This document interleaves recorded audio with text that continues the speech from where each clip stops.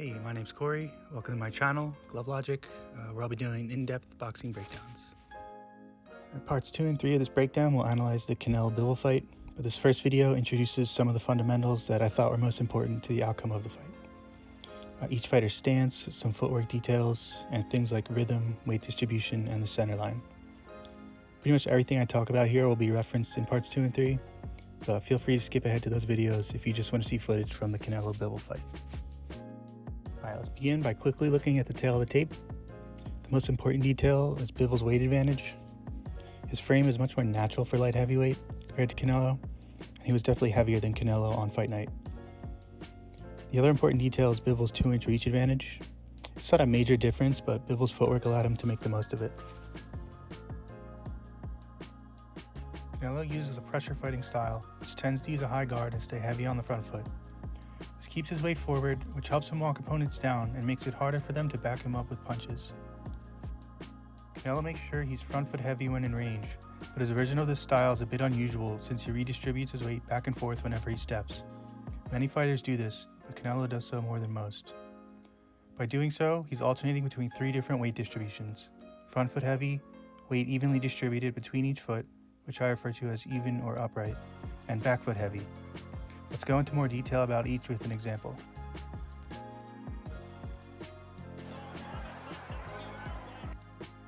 Canelo's forward lean makes him front foot heavy. This is when he raises his high guard. It's also when he steps his rear foot, raising his torso back up while his rear foot moves or after it lands. If he steps into range and his opponent doesn't attack, he often throws a jab or lead hook from this position. Opponents will try to jab between his gloves or into them to prevent his attack. This is the even weight distribution. As this is the most versatile stance, Canelo can use any type of head movement, footwork, or punches from this position. Sometimes he remains in a high guard as he pulls from his forward lean. Sometimes his arms drop lower like we see here.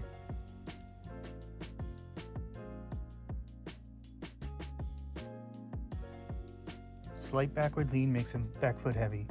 This is when he steps his lead foot.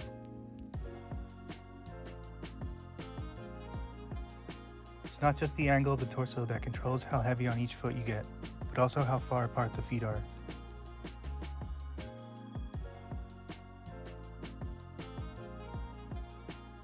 Bivol's an outfighter that uses the Soviet style of boxing.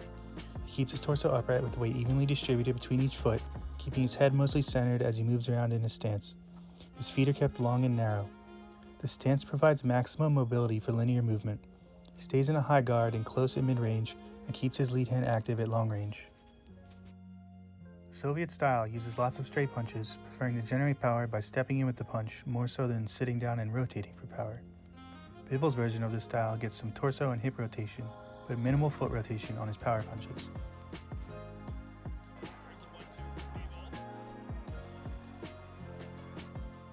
His weight stays evenly distributed. His stance is long, yet his torso faces forwards, and narrow.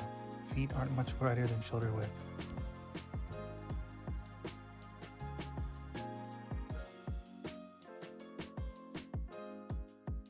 Styles make fights, and the style matchup of pressure fighter versus outfighter gives a pretty good summary of how the fight unfolds.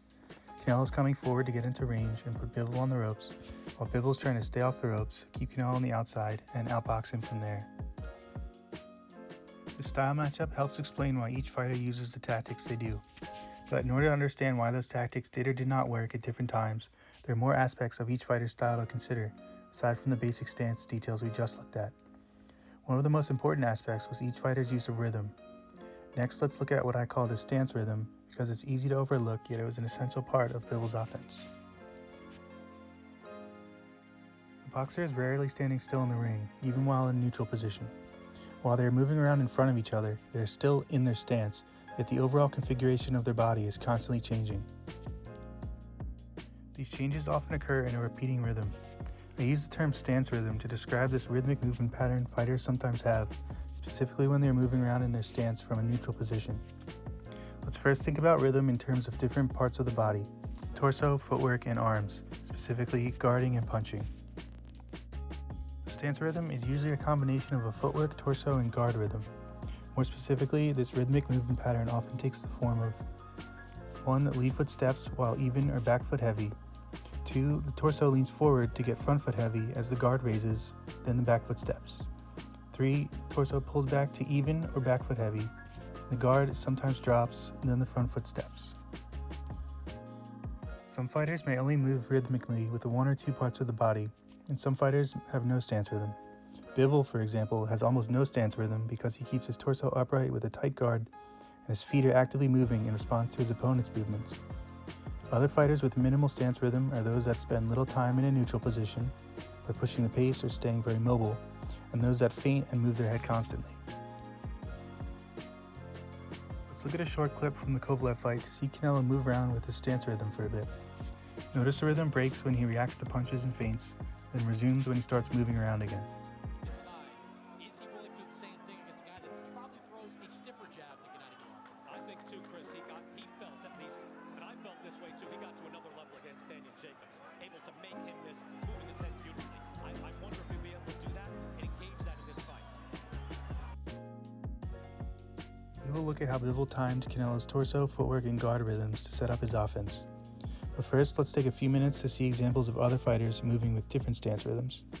Picking up on different rhythms takes practice, so a few examples showing how it can vary may help make it easier to see. Like Canelo, Castaño uses a high guard pressure fighting style, but he doesn't pull onto his back foot as much in his stance rhythm. When he raises upright from his forward lean, he keeps his torso more squared up to the opponent and returns to an even distribution. Not leaning over the back foot, and therefore not dropping his guard as low, leaves fewer openings to take advantage of, but the trade-off is that he can't sneak his lead foot into the range the way Canelo does, and he can't pull onto his back foot to slip and counter the way Canelo does. This is also a good example because, like Bivol, Charlo likes to set up punches using his opponent's rhythm. Round number 3. Triple. Neutral position. Frontal alignment with each other out of range, neither has a positional advantage. Castaño takes a small lead foot step, guard raises slightly, and torso leans forward to get front foot heavy as his back foot steps. Charlo splits the high guard with a jab. Castaño pulls back to even for his lead foot step, then the pattern repeats.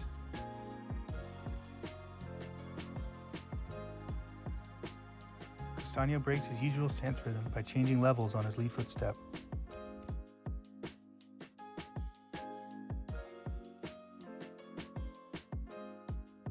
Although he's added head movement, he's still moving with a repeating rhythm. Charlo picks up on it, jabbing the high guard, then the level change, forcing Castaño to reset. Again, we see the stance rhythm and Charlo timing his jab to it.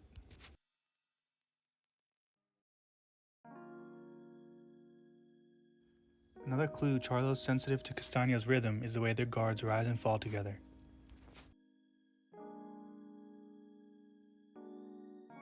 In order to find success, and did have success at times in that first fight last July. Now for some... With no attack from Castaño, Charlo times his step jab for the moment Castaño starts to return upright.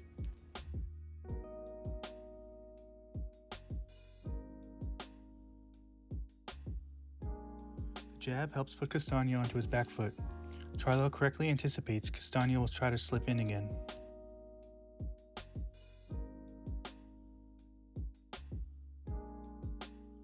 Let's look at Charlo's fight against Lubin to see the rhythm of a different style. Lubin's footwork had a fairly consistent rhythm from neutral position, and at times his footwork also synced with his torso movement, alternating between even and back foot heavy. Charlo times his jabs to Lubin's steps.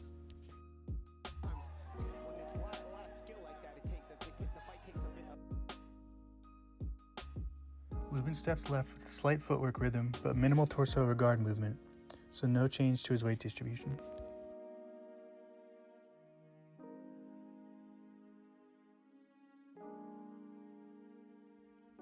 Charlo explodes in after Lubin's lead foot lands and rear foot is stepping.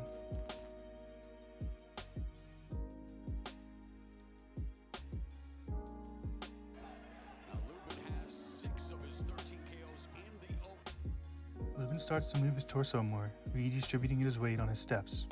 For a fighter like Charlo that likes to time his opponent's rhythm, a more noticeable stance rhythm, torso and footwork helps him to do so. He even as rear foot steps. Back foot heavy as lead foot steps.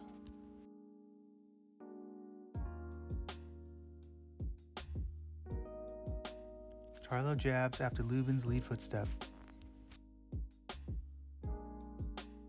Rear foot off the ground, Lubin leans back to reset. Like he is tonight against the champion. Lubin's stance rhythm gets more pronounced here. This unusual stance is because he's getting front foot heavy without pivoting his rear leg.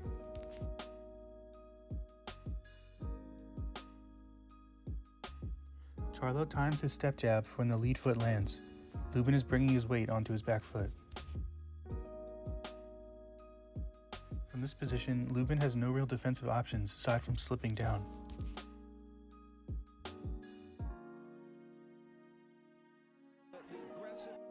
Charlo also has a slight stance rhythm at times.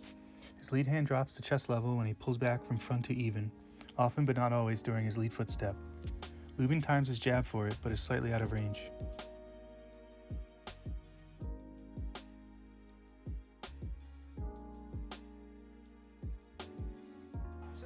Skill-wise, I'm there with Charlo. Yeah, from the southpaw stance, obviously Charlo has a sharp jab from the outhand stance. It'll be interesting to see how those clash. They both rely on that. Lubin takes big steps. Charlo picks up on the rhythm to time his jab for after the lead foot is landed.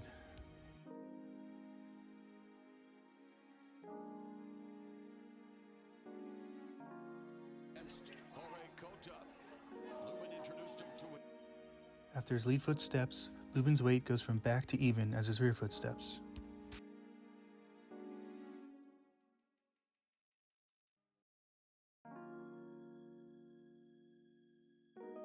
Charlo times his jab for when Lubin is stepping his rear foot. This time, he also times the lean back and waist bend with a punch.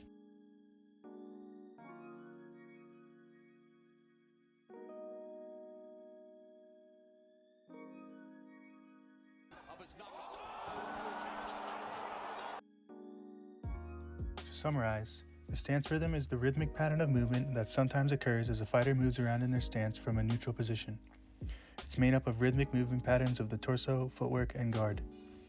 These three separate rhythms don't have to occur together, but they often do due to the simple fact that the body parts are all connected, so their movements also tend to be. This means an opponent's torso or guard rhythm might also be a telegraph of their footwork and vice versa.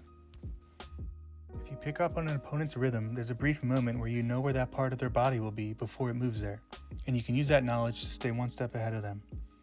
Since two fighters moving around in front of each other from a neutral position is something that occurs pretty regularly during a fight, recognizing when an opponent moves rhythmically there can be very useful. Since attacking Canelo's centerline was a big part of how Bivol outboxed him, it's worth spending a minute on the concept. With their right foot as their rear foot, an orthodox fighter's centerline is exposed on their right side. This is why when two orthodox fighters face each other, they're continually circling to their left. When an opponent gets that angle on you, stepping back and pivoting to realign yourself to them is the most reliable way to protect your centerline.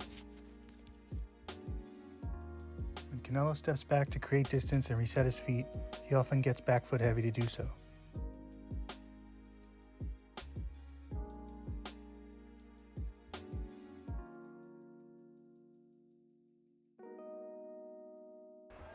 So a good start for Dmitry Bivol as we... Canelo circles left, then steps in.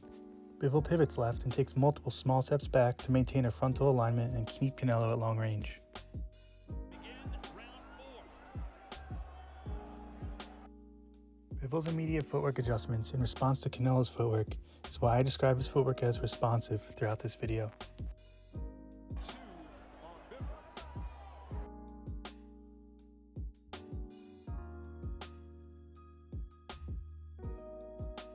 Canelo's quick step jabs give him an angle, but by returning to his usual footwork instead of taking another step while upright, Bivol can create distance before Canelo finishes circling around.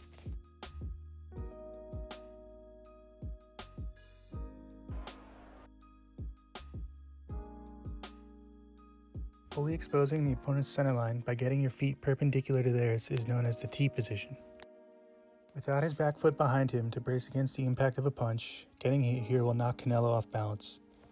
Canelo keeps his shoulders rounded, guard tight, and chin tucked, but many fighters leave their chin exposed when put in this position. While Canelo's footwork style tends not to make a lot of quick, small footwork adjustments the way Bivol does, he still used footwork to effectively mitigate some attacks to his centerline, especially the attacks where he wasn't knocked off balance first. It's hard to notice at full speed, which may be why Canelo felt the judges missed this.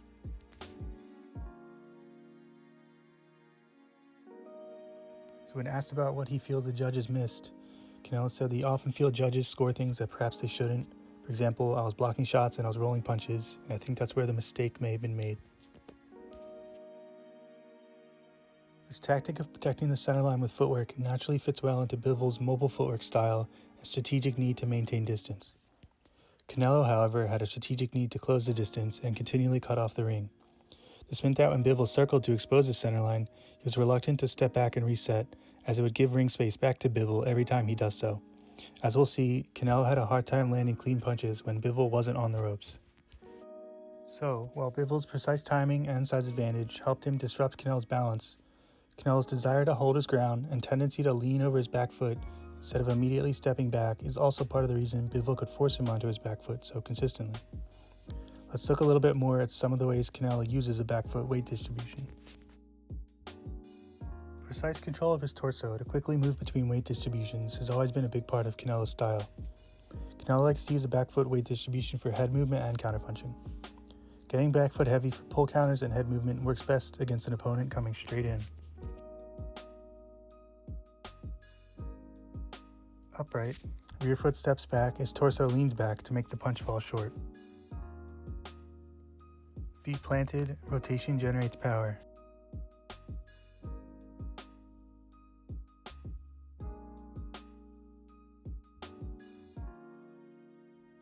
On lead foot for body shot, a quick torso pullback.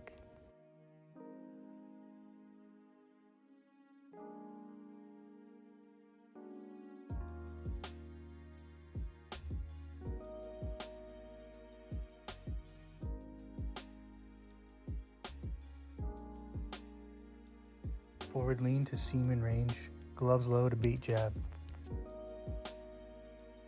Gloves flick down to counterbalance the pull to his back foot.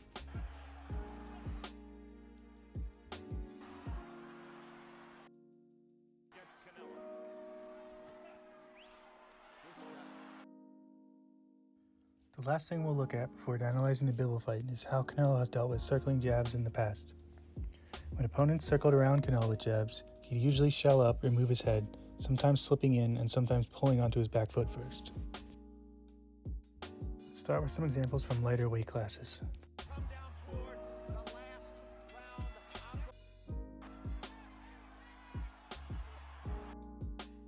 Now Alvarez begins to go forward. Star Andre Ward.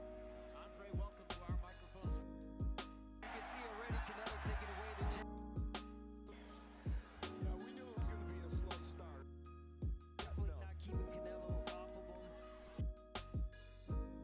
At light heavyweight, the jabs affect Canelo's balance a bit more, and he stays more in his guard. But with Kovalev, he's able to throw out the jab, nice and easy. And so far, at least, Sergio, control this distance. The Crusher won that first round, in my opinion, by touching Canelo. Round number two, of course, Alvarez countered him with a left hook. It was short, but that's exactly what he was looking for. and now a little more steam on that jab from Kovalev.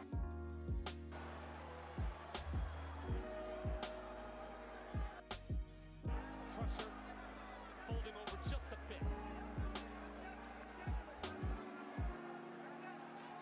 Kovalev is going to have a lot of energy here. And you see right there, landed an awful lot of punches. What he has landed has looked exceedingly dangerous. Chris Mannix with his fourth straight round for Canelo. There's a different kind of smile on his face after watching his son win his pro debut. So, Chris, according to you, Canelo's plan is... You wonder, can he keep this energy up? He has done... Protecting your centerline without creating distance is difficult, so having difficulty here is not unique to Canelo. However, before Bivol, past opponents have rarely tried attacking Canelo after jabbing around. Alright, so that brings us to the end of part 1. I'm probably not going to make this type of introductory video before every fight I analyze, But let me know in the comments if you like this approach of having an introductory video that discusses some of the most relevant fundamentals for the fight. In the next video, we'll look at Bivol's offense and Canelo's defense.